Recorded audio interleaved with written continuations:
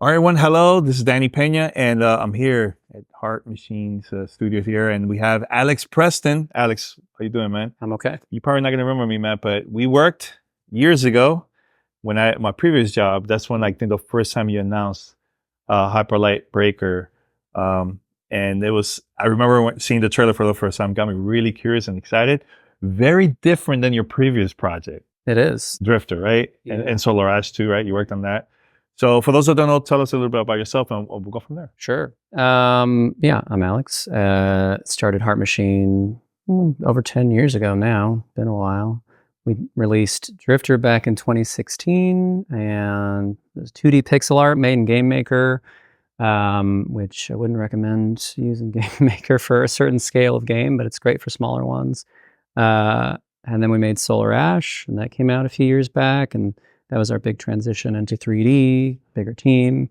And now we're working on, well, a couple things, but Hyperlight Breaker is the primary one that we're working on. Yeah, and how long you guys been working on that project?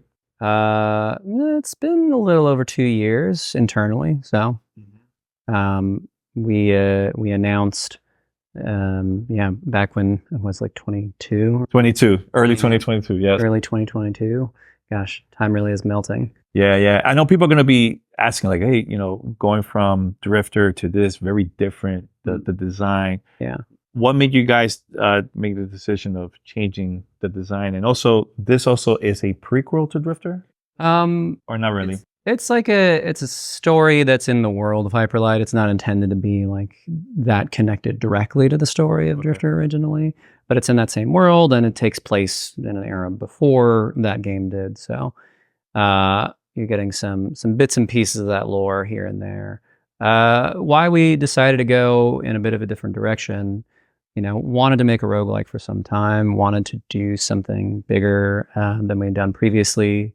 Solar Ash allowed us to jump into 3D and really explore more open spaces and a lot of verticality and big creatures and stuff like that, and wanted to continue on that path to some extent. So with Breaker, that was an opportunity for us to sort of change things up, do something exciting, do something really crazy and challenging, doing more open world, doing multiplayer, all that kind of stuff. So I don't know. I think we all have different ambitions, right? But for me, and I think for the studio, we just want to grow and make cool stuff at the end of the day. And sometimes that means chasing some wilder ideas.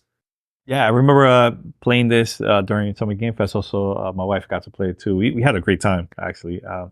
Tell us a little bit about how the multiplayer works. How's that going to work with this game? So it's cooperative. It's you can do. There's no local, but there's online cooperative, and it's pretty simple. Nothing that you haven't played before in some way or another. You can jump in or jump out, and you have your crew. You jump into a run together and collect things, kill things, all the fun stuff you do in games, and then get out. You have like your own progression for your individual character and your profile and all that. But sometimes friends are helping out, sometimes you're helping them out. So now you said this is a roguelike game. So is there an ending to this, or this is more of like other games? You just die, go back, keep it on.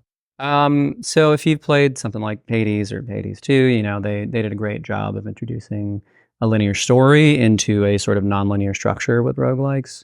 And our game, not too different from that sort of format of you keep building up that story over time, gathering more information, and it plays out in a certain way. And it does have a beginning, middle, and end for that storyline, but you can also keep playing afterwards after you finish that story.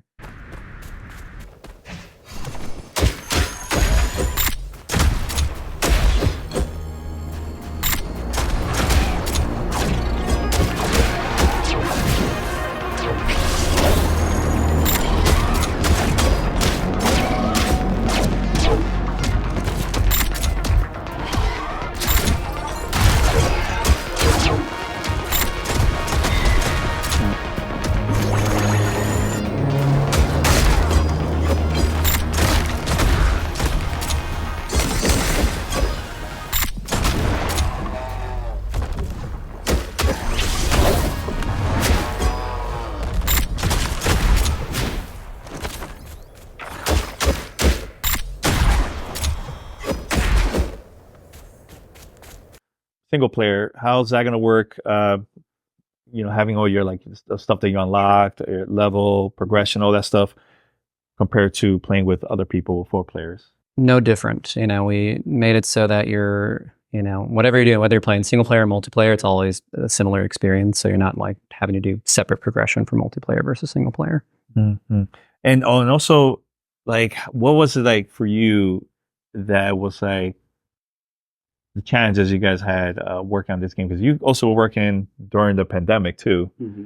How challenging was that for you and the team? Working. I don't know if you guys were working here or everybody's doing remote. Yeah, we actually moved into the space that we're in right now about a month before the pandemic hit, before everything had to shut down. So that was fun.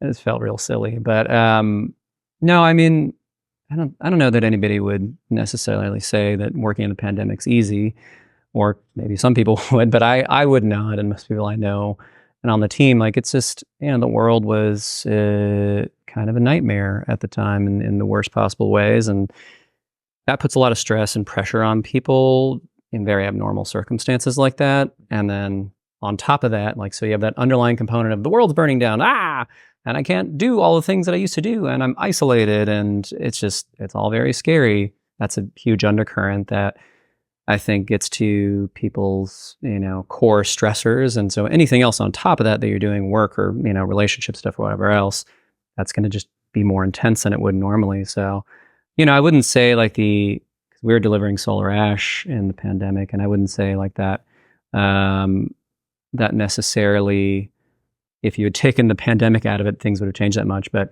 as far as like how we finished that, except maybe we would have finished a little earlier.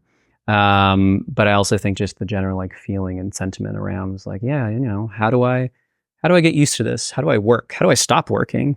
There's that problem of separating work from personal time when you're just in the same place all the time. So there's a lot of us figuring out like how to be okay more than anything else. So the game itself was fine, and we finished it, and we're lucky to finish it. But I think there's a ton of extra stress under there that you wouldn't have had otherwise. Yeah, I remember watching the trailer for the first time. There was a lot of questions about the game. Like, wait, this is totally different than the other ones. Like, so what is like the common questions that you get from like the community? Because, I feel like you have a very hardcore fans that love for like the Hyperlight games. So what are the common questions that you get to see a lot online that people don't know much about the game? It depends on the game, depends on the fans, depends on what we're talking about. But I think mostly people want to know more about the lore and sort of the story. Like with Drifter, we intentionally left it more open-ended for people. Like there's a story that we have a clear like internal guide for, and specific story beats and explanations for that we don't really expose otherwise to anybody. We've put some little tidbits here and there, and the world can tell you a lot. But the interesting part of it to me and to us on the team is like watching people sort of decipher what the story is and what they think it is and how close they can get, because there should be enough there that you get pretty close. But I think most people wonder about like a lot of really specific things in these games because the world's so open-ended. So about particular characters that don't speak, they want to know more about, or even just like who some of the like the personalities of the bosses. I think what really interests me as a fan of things, and other fans too, is like personalities. And so we have a bunch of characters in Drifter specifically, and even in Solar Ash and now in Breaker, that we don't get too deep into, but there's a hook for them, either visually, or we have like a little bit of story panels for them. And they mostly ask a lot of questions about those characters. Like, what's this character's family like? Where did they come from? Or what kind of pizza do they like? Or things like that. They're just like, you want to know more about the characters more than anything. I know while the demo, checking out the demo, I know there was 4 different, is it classes or characters? Both. They kind of serve as both. So is it 4 in total, or there's more than that? We'll have more playable characters, but for launch, we're probably hitting around 3 or 4. 3 or 4. So what are the difference between those characters? You can select the ones that already up been announced. Some of the more traditional things you'd think about in action RPGs, where it's like more focused on like ranged combat, or more melee stuff, or more like explosives and fun things like that. So we want to have an array of build types that people dig into and can expand on. Doesn't mean they're locked into it, but it means that they are kind of, guided into that spot, or like they probably want to lean into this aspect of their builds.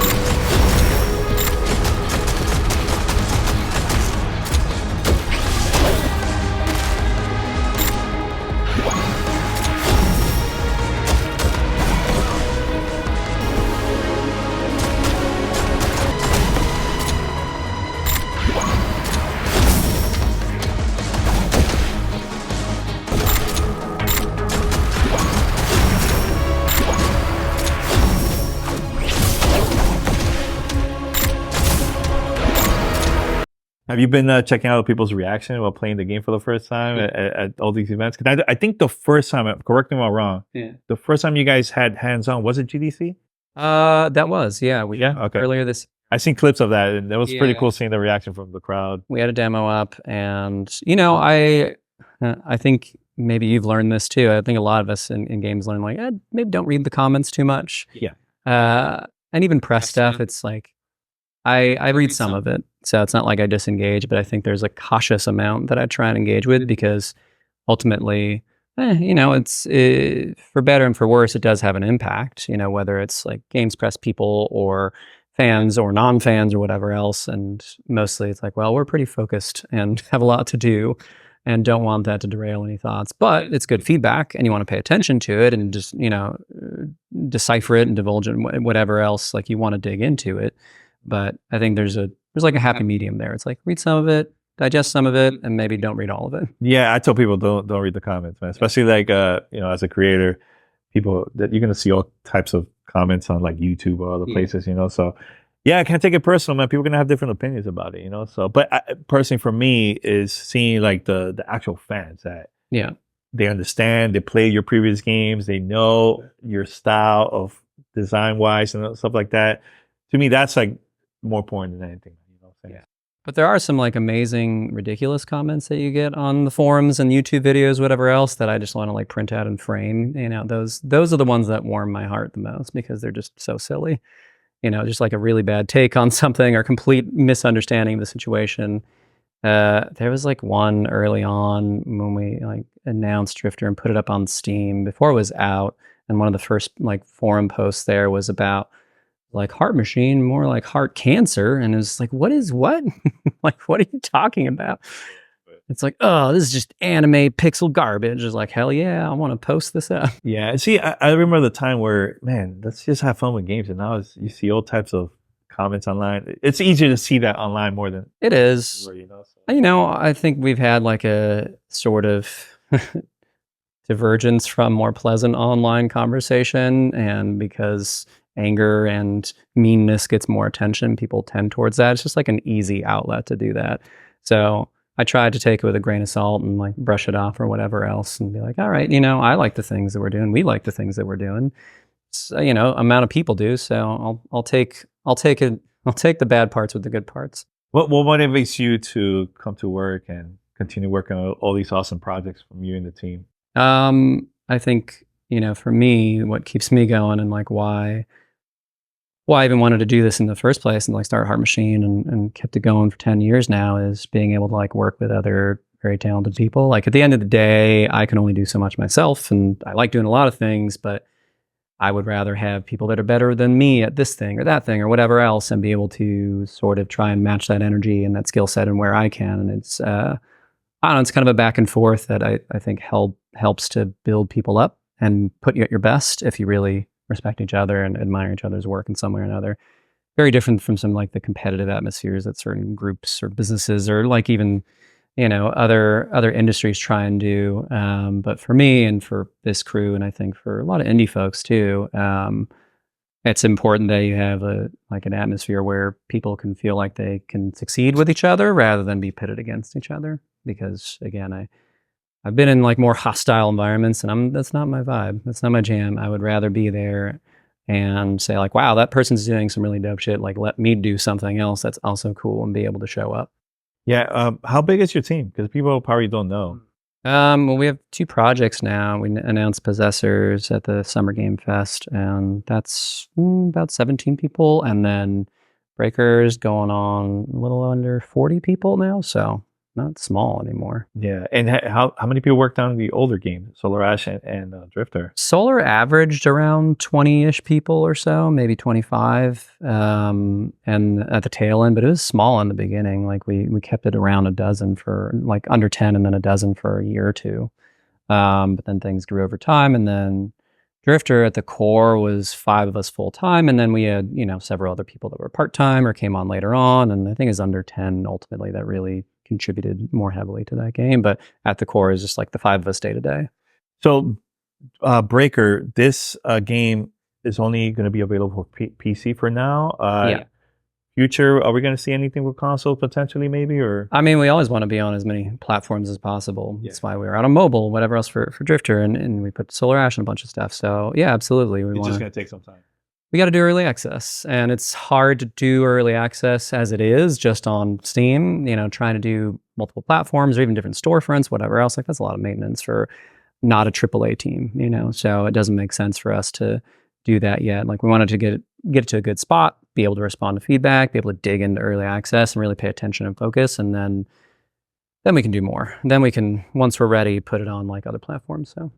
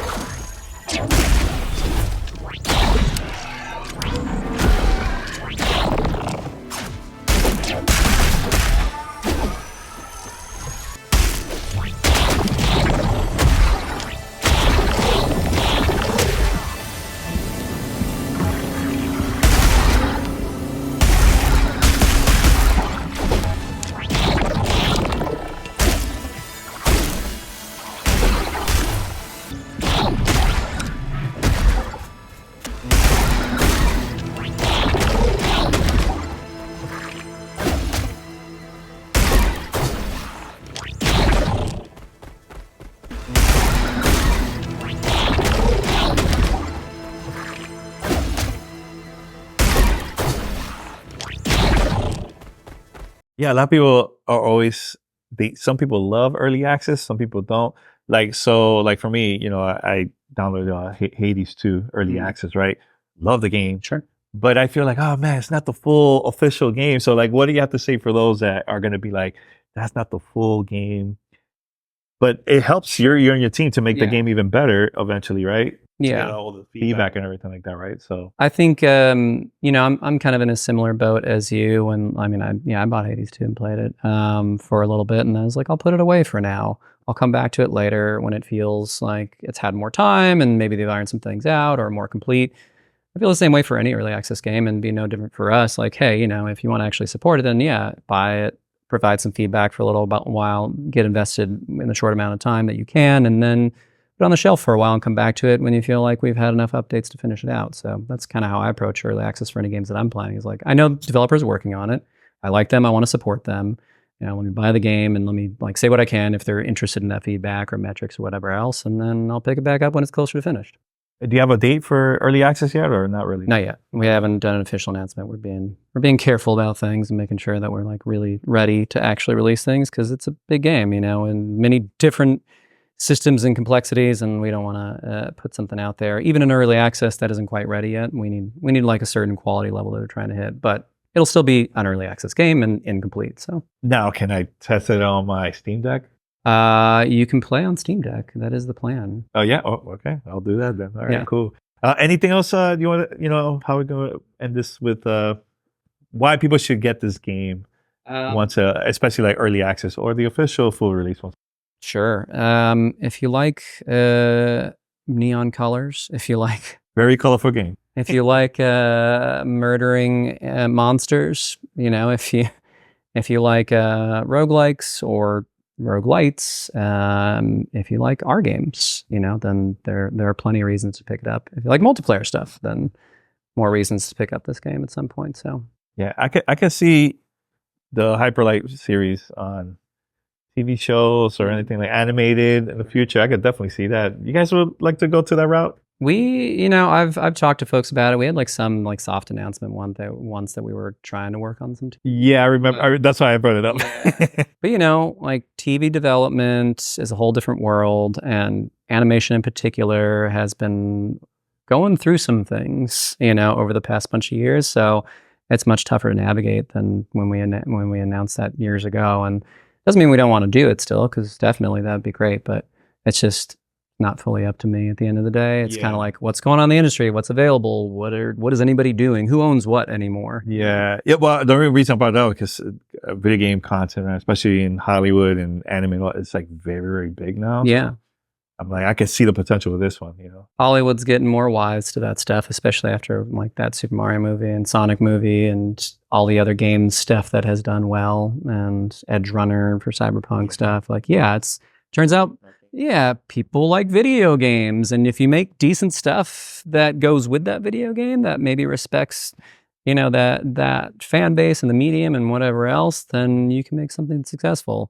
Unlike before, when, you know, Hollywood studios or whatever were just trying to cash in on something, making Garbage. yeah, but like It wasn't good. I'm trying to think of like the worst example. It's like the Double Dragon movie back in like the late 90s or 2000s. I think I'll say the original Mario Brothers, or even Doom with The Rock. Oh gosh, Doom It was terrible. Doom was really bad. It Yeah. was truly bad. But Alex, man, thanks a lot for the conversation, man, and inviting us to the studio Yeah. too, man. So good luck with the game. Can't wait to play it. Yeah. Can't wait. Thanks for having me. Awesome.